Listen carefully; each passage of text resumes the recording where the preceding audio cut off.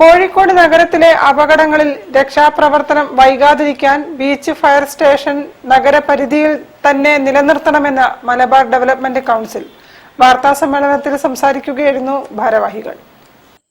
നഗരത്തിലെ അപകടങ്ങളിൽ രക്ഷാപ്രവർത്തനം വൈകാതിരിക്കാൻ ബീച്ച് ഫയർ സ്റ്റേഷൻ നഗരപരിധിയിൽ തന്നെ നിലനിർത്തണമെന്ന് മലബാർ ഡെവലപ്മെന്റ് കൗൺസിൽ വാർത്താസമ്മേളനത്തിൽ ആവശ്യപ്പെട്ടു. പഴയ കെട്ടിടം പൊളിച്ചു മാറ്റേണ്ടി വന്ന സാഹചര്യത്തിൽ ബീച്ചിലെ ഫയർ സ്റ്റേഷൻ യൂണിറ്റ് മീൻചന്തയിലേക്ക് മാറ്റിയിരുന്നു. എന്നാൽ കോർപ്പറേഷൻ സ്റ്റേഡിയം കെട്ടിടത്തിലേക്കോ കല്ലുത്താൻകടവ് ന്യൂ പാളയം മാർക്കറ്റിലേക്കോ ഇത് താൽക്കാലികമായി മാറ്റാൻ green metro builders CSR fund ഉപയോഗിച്ച് കെട്ടിടം നിർമ്മിച്ചു നൽകാമെന്ന് മുൻപ് സന്നദ്ധത അറിയിച്ചിരുന്നതാണ്.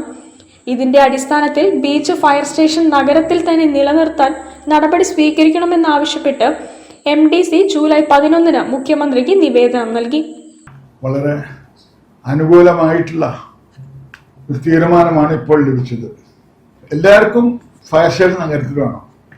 സ്ഥലം വിട്ടുകൊടുക്കാൻ സർക്കാരോ നഗരസഭയോ ആരും തയ്യാറല്ല.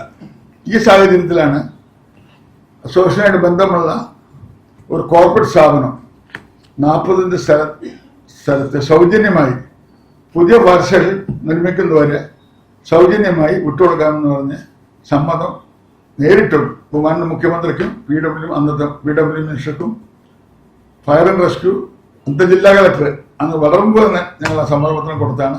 അതൊന്നും നടന്നിട്ടില്ല. മുഖ്യമന്ത്രി ഈ നിവേദനം ഉചിതമായ നടപടിക്കായി ഫയർഫോഴ്സ് DGPക്ക് കൈമാറിയിട്ടുണ്ടെന്ന് MDC ഭാരവാഹികളായ C Chakkunni, advocate MK Ayyappan, MV Kunhamu Haji, PI Ajayan, Madhujith Kelatt എന്നിവർ അറിയിച്ചു. News bureau, Kozhikode. വിഴിഞ്ഞം വിഷയത്തിൽ CPM-ൽ അഭിപ്രായ